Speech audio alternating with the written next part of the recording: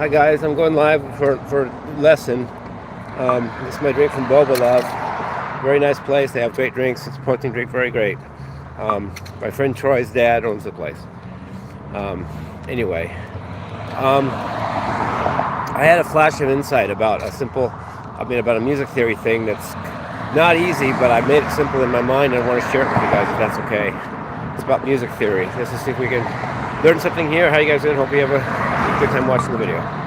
Okay, if you remember if you just take a note C, okay, that's a white note on the piano. It's the 8th fret on the 6th string of a guitar, and you have the first three most consonant intervals, which come from the ratios 2 to 1, and 2 is a prime number.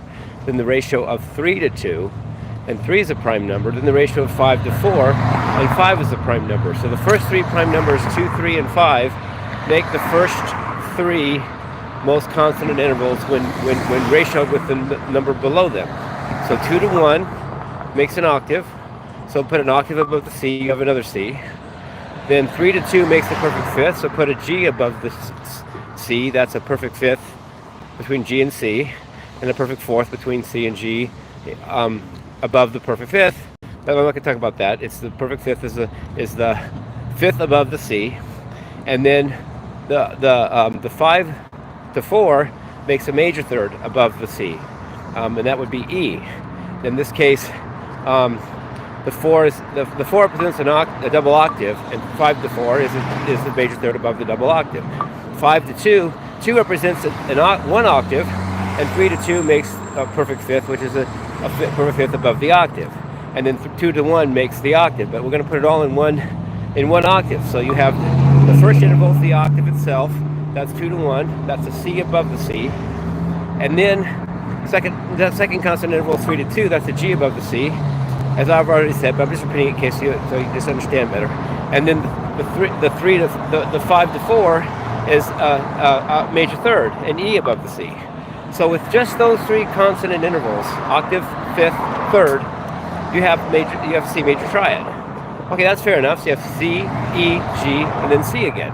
Now what I'm going to do to get the next triad is take those intervals and invert them and go down from the C instead of up. So the first thing is the octave again. I'm going to go down an octave from C, which is another C. Then I'm going to go down a perfect fifth from below the C, and that makes an F. An F note below the C. And then I'm going to take a major third and go down from the C, and I get an A flat, which is a major third below the C. But if I put all those three intervals an octave below, a fifth, which is C to C, a fifth below, which is C to F, major third below, which is C to A flat, and put them all up above the C range, then you get C, then an F, a perfect fourth above the C, then an A flat, a minor sixth above the C, and then an octave C above the C. But if you take that, C, F, A flat, and C, you basically have a second inversion of an F minor triad. So with just taking those three consonant intervals above the C, I got a C major triad. Then taking them all going down from the C, and then putting it in the octave that's above the C, I have an F minor triad. Second inversion of one, but still an F minor triad. So just with those two triads, C major and F minor, I have a 5 to 1 progression in the key of F minor, or I have, which would be C major to F minor, or F minor to C major. So basically, it's a 5-1 in F minor, or 1-5 in F minor, and then, or if I start on C as the root, as the keynote, I have C major to F minor, which is a 1-4 in C harmonic major, and then or the F minor to the C major is a 4-1 in C harmonic major.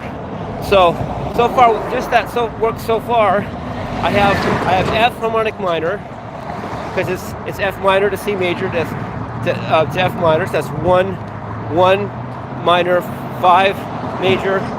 It's one minor, 5 major, 1 minor in F minor. Or I have C major, F minor, C major, which is 1 major, 4 minor, 1 major, which would be 1-4-1 in the key of C harmonic major. And then all you got to do is put it on all the other 12 notes besides C, all the other 12 notes, and you have 12 1-5-1s in a harmonic minor key, and you have 12 1-4-1s in harmonic major keys. So that's a lot of, you get a lot of ground just out of realizing that simple thing. Love you guys, peace, rock and roll.